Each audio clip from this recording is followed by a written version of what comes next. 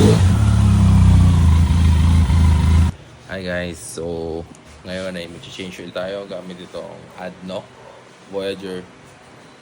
Then oil filter na C901, tsaka itong nabili ko na filter chain wrench.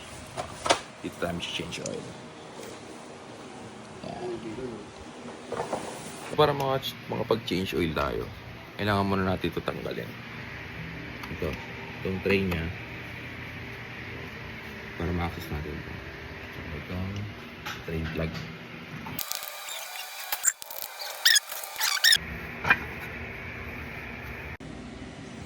Yan, pagtapos nyo tanggalin yung ilalim, kuha lang kayo na size 19 para matanggal nyo naman itong drain plug.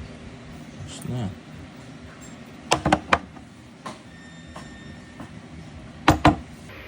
Ito na yung next yung tatanggalin. Oil filter.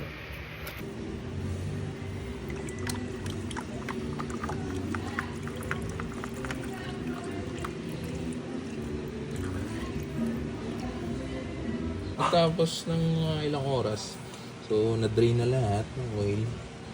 Ibabalik na natin to. Pero bago niya ibalik to, dapat malinis to.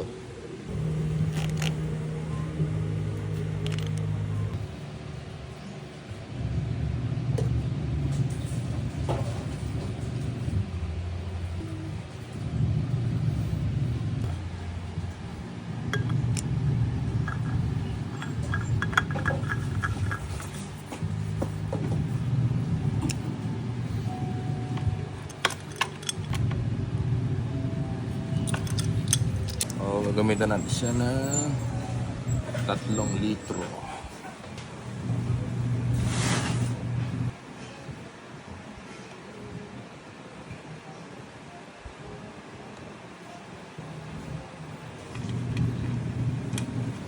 Balik na natin yan. Yan. Pantay ko. Yan. So, low dapat nandito na yung sa gitna.